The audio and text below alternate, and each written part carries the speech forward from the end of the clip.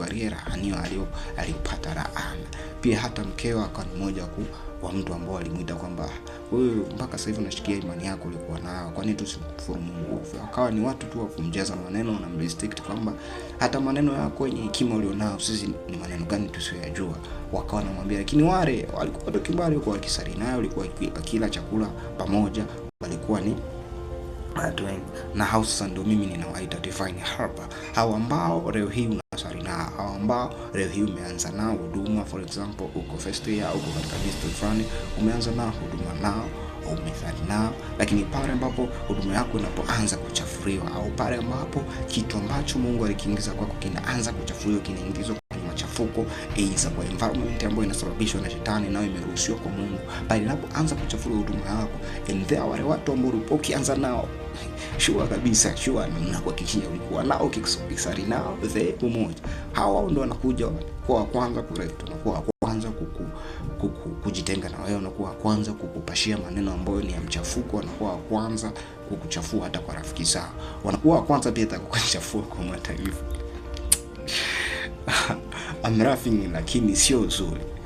Nyote mlikuwa katika njia ya kwenda kwa Mwenyezi Mungu, lakini mwisho wa siku yeye ndo anakuwa kwanza kukuchafua wewe, anakuchafua kwa mataifa. Tena sio bora angekuwa anakuchafua kwa waumini wenzake, anakuchafua kuelekea kwa mataifa.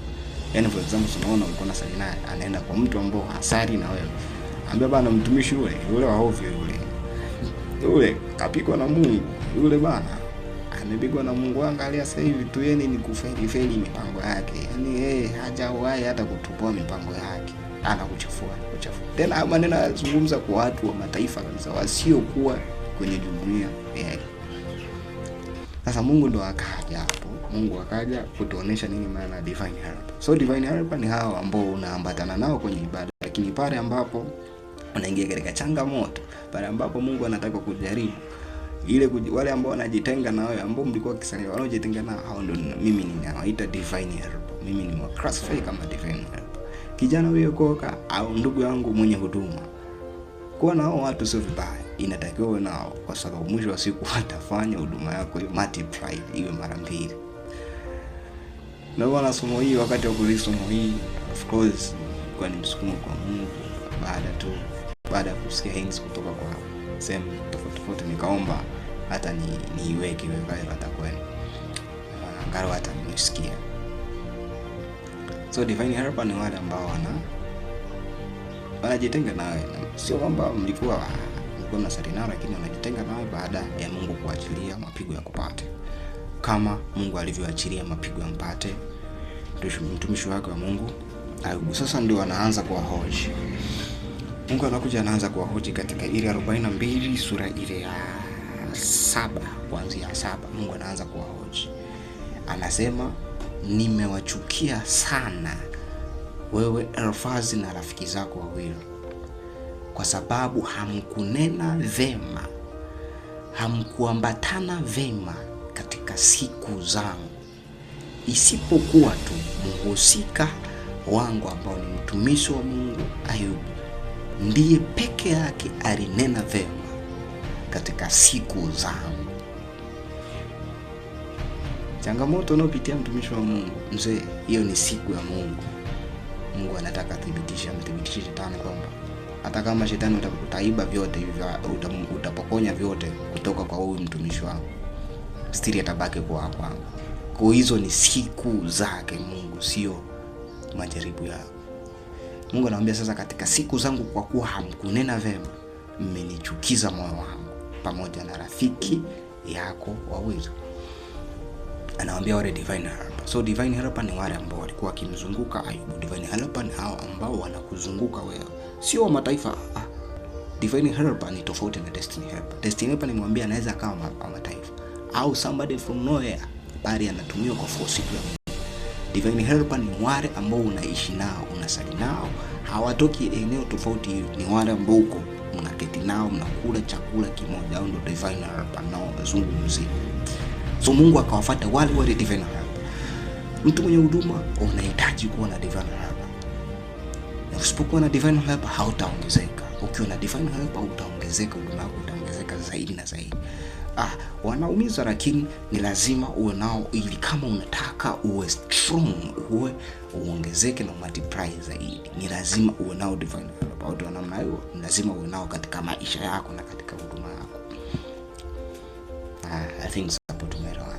So Mungu akakasirishwa kwa kuwa hawakunena, wale divine helper, kwa kuwa hawakunena yaliyo mema katika siku zake Mungu. Siku za Ayubu, siku zake Mungu, kwa sababu Mungu ndo aliruhusu jaribu limpate Ayubu.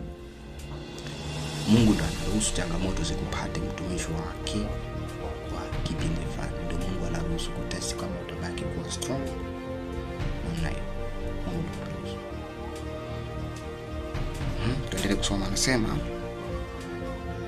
basi sasa, anasema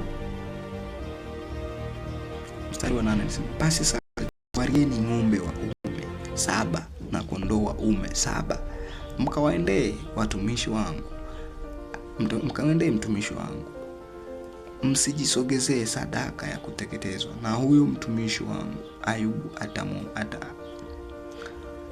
msijisogezee sadaka ya kuteketezwa.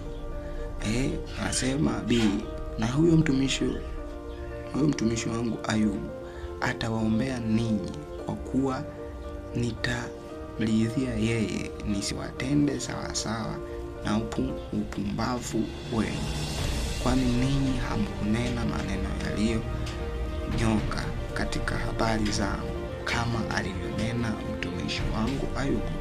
Basi mstari wa 9 anasema basi Elifazi Mtimamu na Bildadi na Mshuni na Sofari na Mathi wakaenda wakafanya kama vile Bwana alivyowaamuru, naye Bwana akamridhia Ayubu. Biblia inaniambia kwamba product ya kile kitu ambacho ninachozungumzia divine helper, Mungu akawaambia sasa, kwa kuwa katika habari zangu nyinyi hamkunena yaliyo mema, jitwalieni ng'ombe 7 na mali nyingine. Tena restriction aliyowapa, akasema msitwae sadaka yoyote ile ya kuteketeza, bali jitwalieni ng'ombe mpelekee mtumishi wa Mungu Ayubu, na huyo peke yake ndio nitamridhia, ili awaombee, kwa sababu tu yani watumishi wenzake hamkunena yaliyo mema katika habari zangu. Yes. Nasema hivi, divine helper wapo kwa lengo la kumultiply.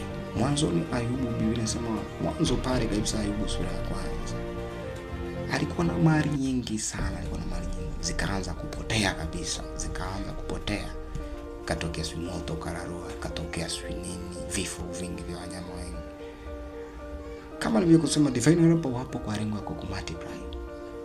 Ndio maana Mungu pale akawa restrict, msiende na sadaka yote ya kuteketeza, sitaki sadaka zenu, bali nataka sadaka zenu mpe mtumishi, mumpe kama zilivyo, yani kama ni ng'ombe mkabidhi kama zilivyo, sio msizichinje mkateketeza. Mumpe kama zilivyo, kwa sababu yeye peke yake ndio nimemridhia mimi, kwa sababu alisimama strong katika habari zangu. Habari zake ni wapi? Habari zake ni zile baada alivyokutana na shetani, akamruhusu shetani amjaribu mtumishi wa Mungu Ayubu. Okay, ninasema divine helper ni lazima mtu wa Mungu nao, au kama una huduma yoyote, kama wewe ni kuhani, kama ni mwimbaji, kama wewe ni mwana praise, kama wewe ni muumini wa Kristo, kama ni wewe una huduma fulani, kama ni wewe ni mwalimu, kama wewe ni mchungaji, kama ni apostle, kama wewe ni una huduma ya utumishi wote ule, kama wewe ni kuhani, kama wewe ni nabii, lazima ujizungushie kwenye maisha yako divine helper. Wale ambao watajitenga mwanzoni na wewe waanze kuiponda huduma yako, baada ya hapo waanze kuikubali kwamba yule jamaa kumbe alikuwa sahihi, ngoja tumpelekee sadaka, ngoja hata sadaka tuzitoe katika madhabahu yake, kwa sababu yule jamaa kumbe alikuwa yuko sahihi. Sio wanajiuliza tu alikuwa kumbe yuko sahihi, ni Mungu tu aliwa force wao fanye kitu kama hicho. Hiyo ndio maana ya divine helper. Yes. For more reference nifuate katika WhatsApp channel yangu group, pale ndio utapata mafundisho mengi. Get blessed. YouTube unapatikana kama Simeon Maige. WhatsApp unapatikana kama Maige. barikiwa sana na uwe na wakati mwema.